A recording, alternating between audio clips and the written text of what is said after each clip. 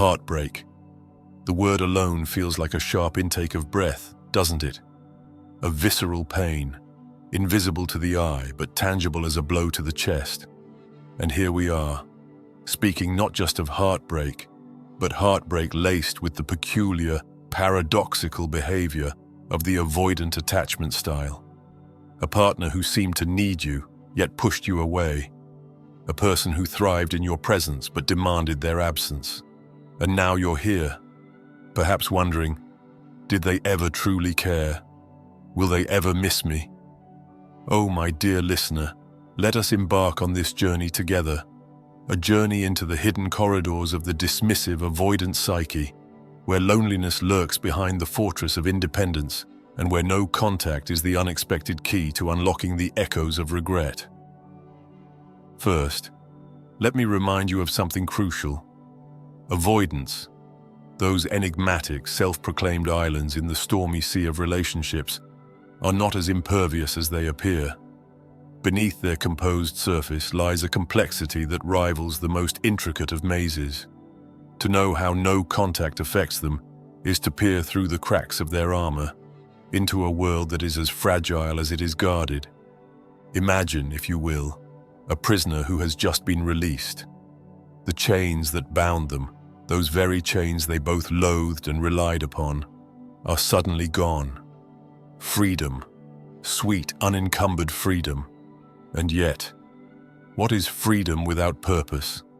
For the avoidant, the end of a relationship feels at first like this euphoric release. No more demands, no more vulnerability, no more risking the raw, messy truth of human connection. But what happens when the echo of their own solitude grows louder than their relief? Ah, my friends, this is where the story truly begins. For while an avoidant may revel in their independence at first, the very walls they build to protect themselves soon become the cold, unyielding prison of their own making. And then, the loneliness creeps in. Oh, they won't admit it, not even to themselves. But it's there. It always is. Loneliness, you see, isn't an unfamiliar companion for the avoidant. It's a shadow that's followed them their entire lives. The irony, they fear connection, yet they yearn for it. They push people away, yet long to be pursued. And when you, their ex, enact no contact, you force them to confront a reality they've spent a lifetime avoiding, the emptiness of their self-imposed solitude. Now, let me take you deeper into their mind. Picture this. The avoidant sits alone, staring at their phone, their mind replaying memories like an old film reel. The laughter you shared, the way you understood their silences, the little acts of care they took for granted. Like the way you always remembered how they took their coffee, or the way you gently teased them out of a bad mood, and then it hits them. It was my fault. Ah, yes. Self-blame, the silent tormentor of the avoidant. For though they may have told you that you were too much or too needy, deep down, they know the truth. They know that their fear of intimacy, their inability to reciprocate your vulnerability, was the true culprit.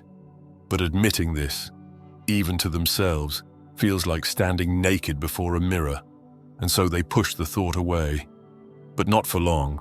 Oh no, it lingers, it festers, it grows, and then there's the chase. Ah, the thrill of the pursuit, a game as old as time. For the avoidant, this dance with the anxious partner becomes a familiar, if not entirely healthy routine.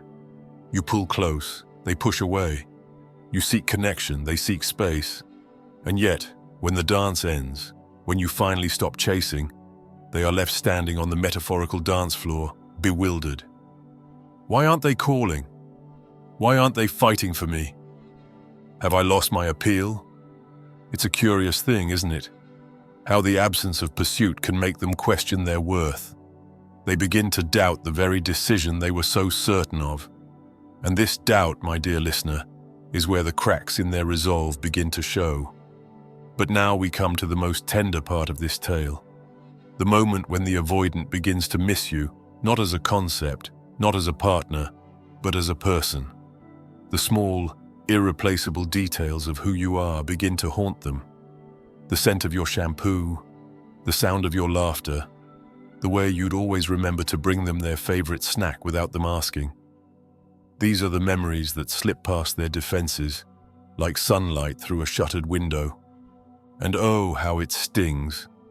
For in those quiet moments, they realize the void you've left behind, a void they cannot fill with hobbies or distractions, a void that reminds them, painfully, of their own limitations, their inability to hold on to the very connection they crave. Here's a twist you might not expect. Empathy. Yes, empathy. For in the silence of no contact, the avoidant begins to feel a shadow of the pain they caused you. They imagine what it must have been like to love someone who kept you at arm's length, to give and give and give, only to be met with walls and withdrawal. And this empathy, this rare and fragile thing, begins to reshape their perception of you. No longer are you the clingy ex. You become human in their eyes, vulnerable, imperfect, and deserving of love. And so we arrive at the moment of reckoning. Will they reach out? Will they muster the courage to tear down their walls and risk the vulnerability they've so long avoided? Or will they retreat once more into the safety of their solitude? Ah, my dear friends, this is a question only time can answer. But here's what I will say. No contact is not just a strategy. It is a mirror that forces the avoidant to confront their fears, their regrets, and their desires. And whether they choose to act on what they see is up to them. But let me end with a reminder for you. No contact is not just about making them miss you. It is about reclaiming your own power. It is about giving yourself the space to heal, to grow, to rediscover who you are outside of the relationship. And should they return, should they reach out, tentative and uncertain, it will be up to you to decide whether to let them back in. For in the end, this journey is not just about the avoidant. It is about you, your strength, your resilience, your capacity to love and be loved. And so, my dear listener, as you navigate this labyrinth of love and loss, carry this truth with you. The person who can truly fill the void they left behind is the person staring back at you in the mirror. Choose wisely, choose boldly, choose yourself.